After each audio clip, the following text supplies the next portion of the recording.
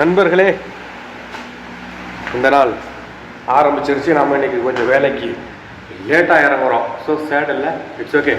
இந்த நாள் ஆரம்பிச்சிருச்சு. குடியில் நம்ம 32வது நாள். ஓகே.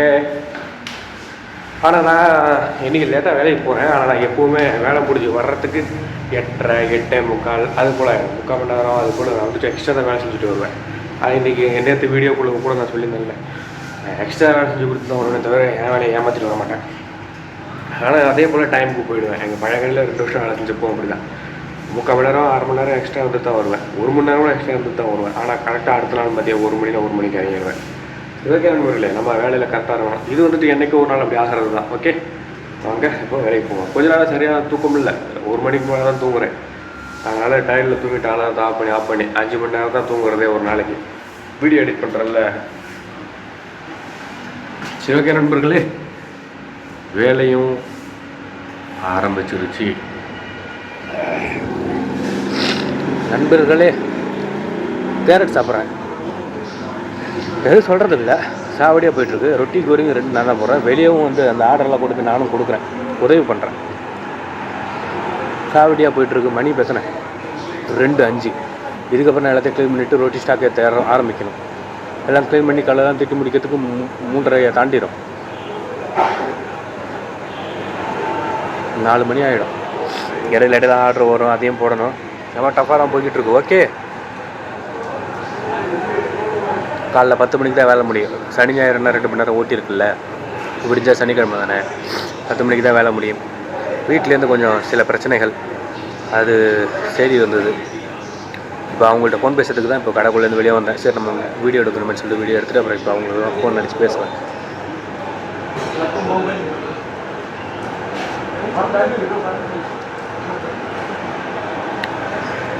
இந்த குடியை பற்றி இவ்வளோ தூரம் பேசுகிறேன்ல, எங்கள் அப்பாவுக்கு குடிப்பழக்கம் இருக்குது.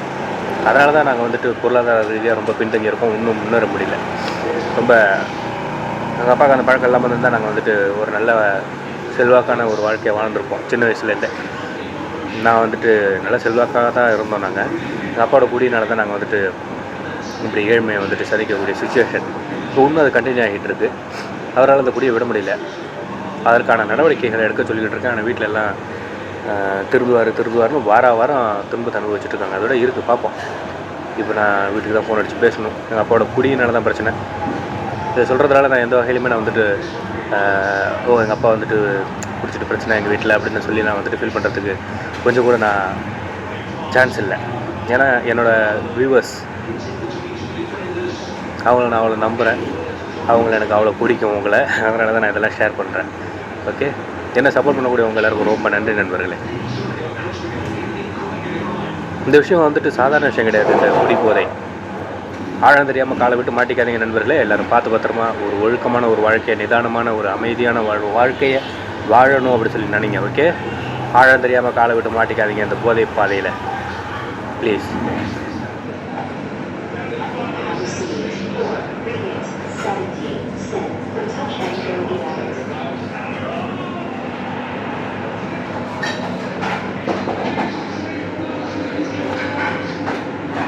என்னை சுற்றி ஆட்களாக இருக்கிறாங்க. நான் பேசுகிறது கொஞ்சம் கம்மியாக தான் பேச முடியும். இங்கே ஒன்றும் சொல்கிற நிலைமையில இல்லை. வேலை ரொம்ப கடுமையாக தான் போய்கிட்டு இருக்கு. ஏன்னா சனிக்கிழமை இல்லையா, இடம்லாம் இப்படி பக்காவாக க்ளீன் பண்ணியிருக்கேன்னா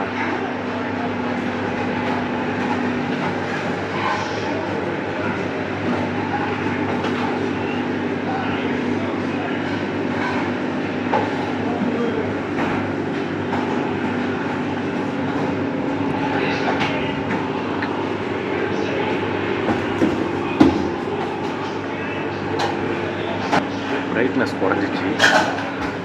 சௌரியத்துக்கு பிரைட்னஸ் குறையுது, ஏறுது. நண்பர்களே, வேலை ரொம்ப கடுமையாக தான் போய்கிட்டு இருக்குது. இன்னும் மேகி உடைக்கணும், மேகி ஊற வைக்கணும். ஏற்கனவே உடச்சிருக்காங்க, மேகி ஊற வைக்கணும், திரும்ப மேகி உடச்சி ஸ்டாக் வைக்கணும், கல் தீட்டணும், ரொட்டி ஸ்டாக் ஏற்றணும். எல்லாத்துக்கு மேலே எப்போ 4 மணிக்கு ஏற்ற ஆரம்பிச்சிடுவோம். 3:30 மணிக்கு 4:30 மணிக்கெலாம். இப்போ மணி 5, இன்னும் ஸ்டாக் ஏற்றலை. 10 மணி வரைக்கும் ஊற்றி இல்லை. 2 மணி நேரம் இங்கே தானே இருப்பேன், 8 மணிக்கு மேலே. அப்போ நான் இங்கே பின்னாடி அது வந்துட்டு ரொட்டி போடுற இடம். இங்கே நான் இந்த பின்னாடி கேரட் காய போட்டிருக்கேன்ல, அதில் நான் இன்னும் வீசுவேன்.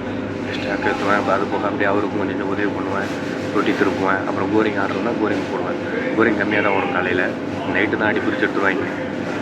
அதுக்கே நண்பர்களே வேலை போய்கிட்டுருக்கு. அவருக்கு வந்துட்டு காலையில் வேலை செய்கிறவருக்கு வந்துட்டு உதவி பண்ணுறதுக்கு நிறைய பேர் ஆள் இருக்காங்க. எனக்கு உதவி பண்ணுறதுக்கு ஆள் கம்மி. சொல்லப்போனால் இல்லைன்னு தான் சொல்லணும். எனக்கு உதவி பண்ண வந்த ஆளுமே முழு நேரம் சப்ளையர் ஆகிட்டார் அவருக்கே தெரியாமல். உதவி பண்ணுவாங்க அவங்க. ரொம்ப ஆர்டர் ஃபுல்லாக இருந்தால் வேறு வழி இல்லைல்ல, அவங்க ஆர்டர் யார் கொடுக்குறப்ப அவங்களே சொந்தமாக போடுவாங்க ரொட்டிலாம். ஆனால் நான் கொஞ்சம் வயசு பையனாக இருக்கவும் நான் செஞ்சிருவேன் அப்படி சொல்லி எதிர்பார்க்குறாங்க. செஞ்சிருவோம். கொஞ்சம் டென்ஷன் ஸ்ட்ரெஸ், அந்த வேலை அது பேலன்ஸ் இருக்குது, இது பேலன்ஸ் இருக்குது, இது பண்ணணும் அது பண்ணணும்னு சொல்லி டென்ஷன். நம்ம ஒரு மாஸ்டரு, நம்மளோட வேலையை நம்ம தான் செய்யணும். நம்மளுக்கு அப்படியே இருந்துக்கிட்டே இருக்கும் வேலை. அது ஒரு மாதிரி மண்டை ஓடுது, இது செய்யணும் அது செய்யணும்னு சொல்லி. இன்னைக்கு சாப்பிட முடியுமான்னு தெரில. இன்னைக்கு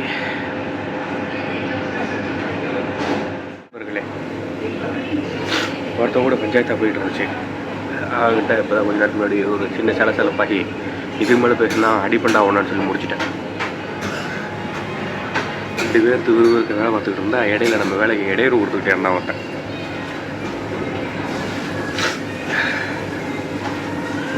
அடிப்போட சொல்லிட்டேன். அதோட பேச்சு எடுத்துகிட்டு போயிட்டான். அப்புறமா சமாதானப்படுத்தணும் அவனை.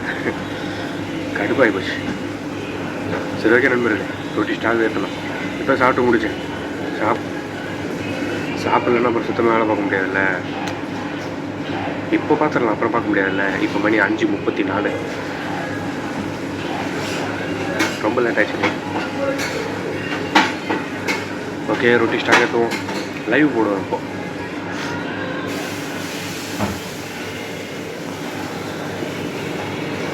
நண்பர்களே, அது என்னமோ தெரியல, இன்றைக்கின்னு பார்த்து அதிதீவிரமான எனர்ஜி எனக்குள்ள. வேலை முடிகிற வரைக்கும் அதே ஒரு இதில் பிக்கப்பில் ஓட்டிட்டேன்.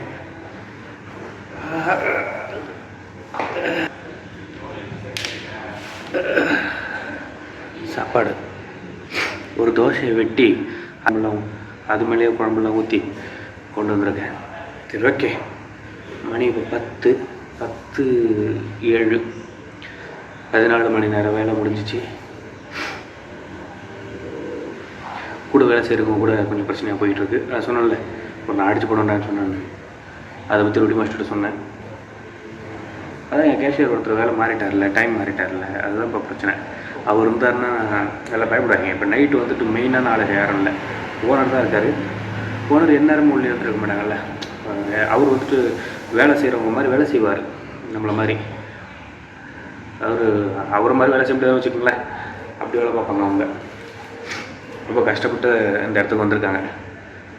நான் அவங்க இடத்துல இருந்தால் கூட அவருக்கு ஒரு லெவல் வரைக்கும் தான் நம்மளால் அப்படி செய்ய முடியும். அதுக்கப்புறம் நம்மள்ட்ட கொஞ்சம் பண காசுலாம் வந்துச்சுன்னா நம்ம அது போல் உதறி தள்ளிடுவோம்ல. ஆனால் அந்த ஒரு போஸ் அப்படிங்கிற ஒரு அந்த இது மண்டைக்கு ஏறாமல் இறங்கி வேலை பார்ப்பாங்க நம்மளோட அதிகமாக. எங்கேயும் அங்கெல்லாம் போக மாட்டாங்க, வேலை தான் பார்ப்பாங்க. ஐ டோன்ட் நோ, அவ்வளோ கஷ்டப்பட்டு வந்திருக்காங்க போல். அதுபோல் தான் நம்மளும் இருக்கணும். ஓரளவுக்காவது இருக்கணும், ஃபுல்லாக இல்லைன்னா பரவாயில்ல, ஓரளவுக்காவது. ஓகே நண்பர்களே, அப்புறம் இன்னொருத்தர் எனக்கு அசிஸ்டண்ட்டாக போட்டாங்களா, அது கொஞ்சம் இதாக தான் போயிட்டுருக்கு. உள்ளே வந்து உதவி பண்ண மாட்டேறாங்க. எதுக்கு வேலைக்கு வந்தாங்களோ அதை மறந்து விட்டாங்க. ரொம்ப மண்டை அடிச்சா தான் போயிட்டுருக்கு.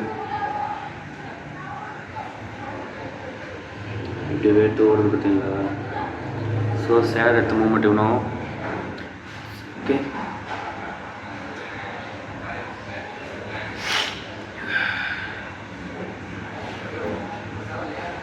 இப்போ புதுசாக வந்துருக்கு டீம் மாஸ்டருமே நான் அவர்கிட்டலாம் பேசுகிறதில்ல. இப்போ டீம் மாஸ்டர், எனக்கு அசிஸ்டண்ட்டு, இன்னொரு கேரக்டர், மொத்தம் ஒரு 3 பேர் கொண்ட குழு நமக்கு எதிராக செயல்பட்டு இருக்காங்க. அதெல்லாம் நம்ம சர்வே பண்ணிடுவோம். அப்படி இருந்தால் தாங்க இன்ட்ரெஸ்ட்டாக இருக்கும். வெளிநாட்டில் வேலை செய்கிறோமா, 12 மணி நேரம் வேலை, வேலைக்கு போகிறோம், வேலைக்கு போகிறோம், ரூமுக்கு வரோம், வேலைக்கு போகிறோம், ரூமுக்கு வரோம். வேலை செய்கிற இடத்துல ஏதாவது மாதிரிலாம் இருந்தால் தாங்க அப்படியே அந்த டைம் போகிறது தெரியாது.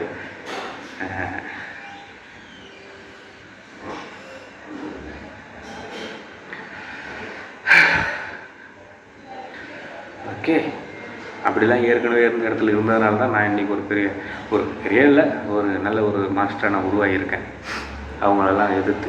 ஜெயிச்சு அந்த இடத்த நான் பிடிச்சி இருக்கேன். இன்னும் இப்போ என்னை எதிர்த்தவங்களாம் என்ன பண்ணுறாங்கன்னு பார்த்தா அதே கடையில் தட்டு பாத்திரம் எடுத்துக்கிட்டு தட்டு பாத்திரம் கழுவிக்கிட்டு டேபிள் துடைச்சிக்கிட்டு இப்படி தான் ஓனருக்கு ஜல்லரை அடிச்சுக்கிட்டு ஓபி அடிச்சுக்கிட்டு இப்படி தான் கிடக்குறாங்க, வாழ்க்கையில் முன்னேறலை. ஆனால் நான் இந்த போட்டி பொறாமைகள்லாம் நம்மளை பார்த்து நம்மளை நோக்கி இருக்குன்னா நம்ம வந்துட்டு வளரோன்னு அர்த்தம். அதை நினச்சி நம்ம பயந்து ஓடு 10ஓட 11 அவங்க ஓட போய் சேர்ந்துடக்கூடாது. நம்மளும் ஜல்லரை அடிக்கிறதுக்கு போஸ்டியா. ஓகே, ஏதாவது பார்த்து பத்திரமா இருங்க. இந்த நாள் இவ்வளவு இவ்வளோ டயர்டுன்னா 14 மணி நேரம் வேலை, அதை சொல்கிறேன். இவ்வளோ கொஞ்சம் ஆப்போசிட் கேரக்டர்ஸ் எல்லாம் சூழ்ந்த இந்த நாட்கள்லேயும் நான் எந்த ஒரு குடிபோதையும் இல்லாத ஒரு நாளை நான் கடந்துட்டேன். ப்ளீஸ் புரிஞ்சுக்குங்க, எங்கள் குடும்ப சுச்சுவேஷனை நான் சொல்லியிருக்கிறேன். இந்த பாதைக்கு வந்துட்டீங்க அப்படின்னா நம்ம மட்டும் பாதிக்கப்பட போகிறதில்ல. இந்த போதையினால் நம்மளோட அம்மா அப்பா பாதிக்கப்படுவாங்க, இல்லைன்னா நம்மளோட இல்லைன்னா இல்லை எல்லோரும், நம்மளோட மனைவி, குழந்தைங்க, நம்மளை பெற்றவங்க, நம்மளோட ஃப்ரெண்ட்ஸ், அந்த ஏரியாவில் உள்ளவங்க, பக்கத்து வீட்டுக்காரங்க எல்லாருமே பாதிக்கப்படுவாங்க. இந்த பாதிக்க வராதிங்க நண்பர்களே. போதை பாதை அது நம்மளை மட்டும் பாதிக்காது, எல்லாரையுமே பாதிக்கும். சமூகத்துக்கு கேடு. ஆழம் தெரியாமல் காலை விட்டு மாட்டிக்காதீங்க நண்பர்களே, ப்ளீஸ். மீளணும் அப்படின்னா ரொம்ப கஷ்டப்படுவீங்க என்ன மாதிரி. ஓகே, எல்லோரும் பார்த்து பத்திரமா இருங்க. எல்லோரும் நல்லா வாழணும், நல்லா இருக்கணும், நல்லா படிக்கணும், நல்லா வேலை செய்யணும். ஓகே, இன்றைக்கி கமலுக்கு பர்த்டே.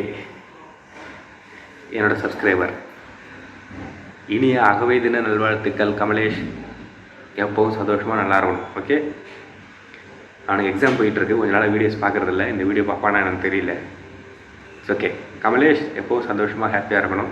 ஓகே, எந்த ஒரு கெட்ட பழக்கங்களும் இல்லை உனக்கு. அதே போல் நீ லைஃப்லாம் வாழணும். ஓகே, நீ சுயநினைவோடு நிதானமான ஒரு வாழ்க்கையை வாழ்கிறன்னும் போது நீ எப்படி வேணாலும் வாழ. நீ கெட்டதை பண்ணும்போது அதனால் நீ வந்துட்டு பாடம் கற்றுக்கிட்டு நீ வந்துட்டு திருந்துவ. ஆனால் அந்த போதை பாதையில் போய் மாட்டிக்கிட்டே அப்படின்னா ரொம்ப கஷ்டம். உனக்கு இப்போதைக்கு அந்த பழக்கங்கள்லாம் எதுவும் இல்லை. நான் வந்துட்டு ஆபாசகூடமாக பேசுகிற மாதிரி இருக்குது, ஆனால் நான் கடந்து பேசுகிறேன். புரியுதா? நல்ல ஆபாசம் அதெல்லாம் இல்லை, ரியாலிட்டியை பேசுகிறேன் தம்பி. உன்னால் புரிஞ்சிக்க முடியும். நீ ஒரு டேலண்டான பையன், அதனால தான் என்னை வந்துட்டு இவ்வளோ தூரம் நீ சப்போர்ட் பண்ணிட்டு வரேன் என் கண்டென்ட்டை. ஓகே, உன்னால் நான் பேசுகிறத புரிஞ்சிக்க முடியுது. நான் நெகட்டிவாக சொல்லலை, உதாரணத்துக்கு சொல்கிறேன். நீ நல்லவனாக வாழ்ந்தாலும் சரி, கெட்டவனாக வாழ்ந்தாலும் சரி, நீ தெளிவான வாழ்க்கையை வாழணும். சரி, ஓகே, எல்லோரும் பார்த்து பத்திரமா இருங்க. Happy birthday. எல்லோரும் பார்த்து பத்திரமா இருங்க. மீண்டும் சந்திப்போம். தினசரி வாழ்க்கை விழாது நைட்டு 8 மணிக்கு India time. Okay, daily night 8 மணிக்கு என்னோடய வீடியோ அப்லோட் ஆகும். பார்த்து சப்போர்ட் பண்ணுங்கள் நண்பர்களே. பாய். வீடியோ லென்த் அதிகமாகி போச்சு. Oh my God.